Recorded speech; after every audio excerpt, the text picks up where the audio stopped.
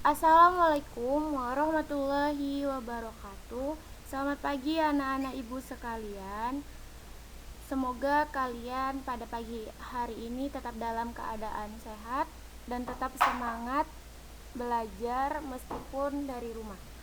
Pada pagi hari ini ibu akan menyampaikan materi mengenai keberagaman suku, agama, ras, dan antar golongan dalam bingkai Bhinneka Tunggal Ika. Adapun submaterinya keberagaman dalam masyarakat Indonesia.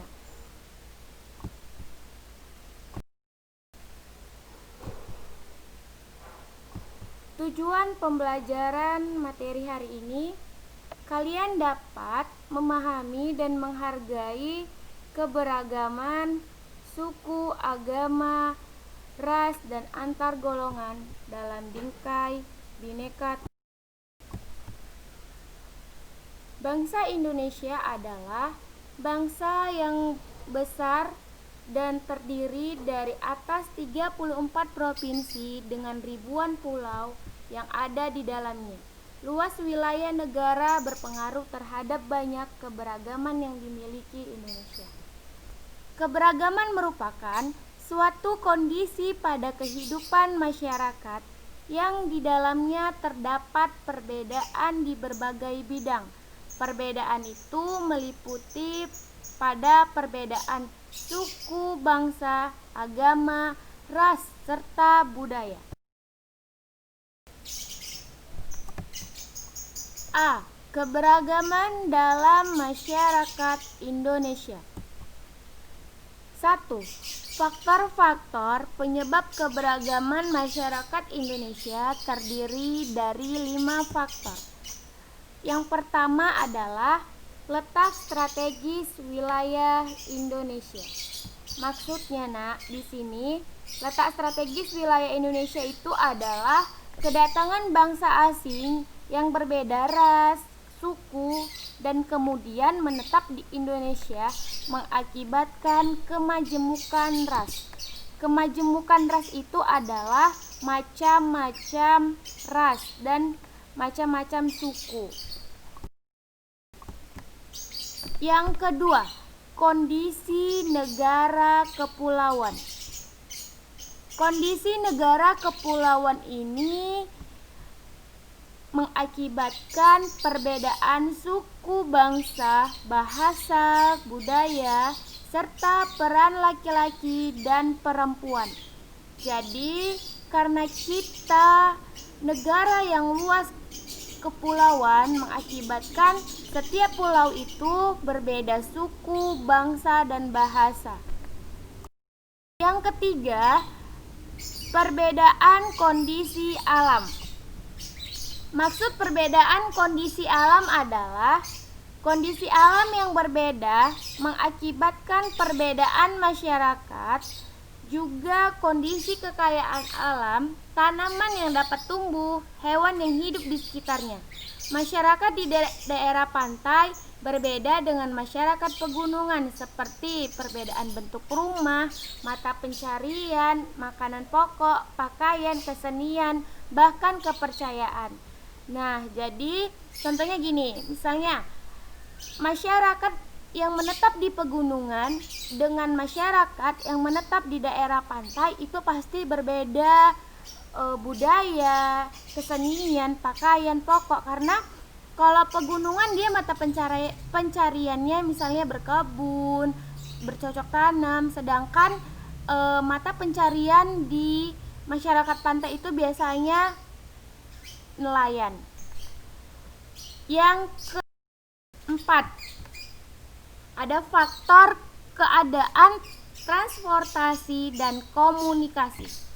Maksudnya di sini adalah kemajuan sarana transportasi dan komunikasi juga mempengaruhi perbedaan masyarakat Indonesia. Kemudahan sarana ini membawa masyarakat mudah berhubungan dengan orang lain, meskipun jarak dan kondisi alam yang berbeda. Sebaliknya, sarana yang terbatas juga menjadi penyebab keberagaman masyarakat Indonesia.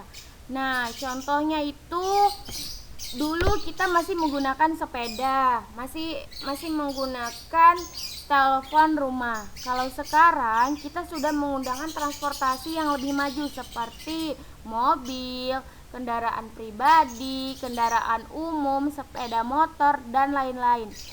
Nah, contoh yang lain kalau komunikasi, dulu kita belum mengenal namanya internet atau sambungan wifi atau telepon atau apalagi ya, internet dan sebagainya. Tapi sekarang kita sudah bisa memanfaatkan komunikasi yang lebih maju seperti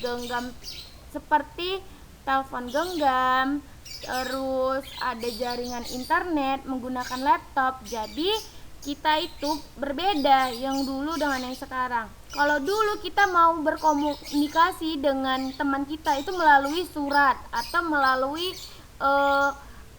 surat yang dikirim ke kantor pos. Tapi kalau sekarang kita tinggal telepon aja, walaupun teman kita tuh berada di dalam keadaan yang cukup jauh dari kita. Selanjutnya tuh ada yang namanya penerimaan masyarakat terhadap perubahan. Ini maksudnya adalah ada masyarakat terhadap perubahan yang mudah menerima orang asing atau budaya lain, seperti masyarakat perkotaan. Namun ada juga masyarakat yang tetap bertahan pada budaya sendiri. Nah, maksudnya di sini ada sebagian masyarakat yang menerima perubahan yang sekarang, tapi ada juga masyarakat yang tidak menerima sepenuhnya perkembangan zaman sekarang. Misalnya, contohnya di dalam menggunakan alat komunikasi. Kalau sekarang kan anak-anak lebih paham menggunakan jaringan internet, game online, terus sosial media, tapi sebagian besar orang tua tidak paham dengan apa yang kalian lakukan. Nah, itu jadi bisa dibedakan. Ada sebagian masyarakat yang menerima budaya luar masuk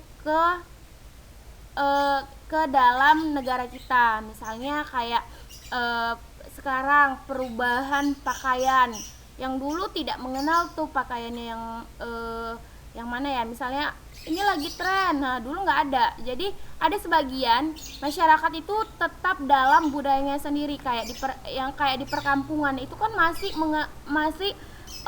namanya menahankan budaya sendiri, misalnya kayak adatnya, terus tidak bisa tidak dirubah, tidak sesuai perkembangan zaman. Tapi kalau dia di masyarakat perkotaan itu gampang kali menerima perubahan dan mengikuti zaman. Ya seperti kalian, misalnya, oh ada yang baru nih, tren baru, terus handphonenya handphone baru, tipe berapa? Itu kan berarti kalian itu cepat menerima perubahan yang ada sekitar kalian atau perubahan yang sekarang yang berkembang sangat pesat.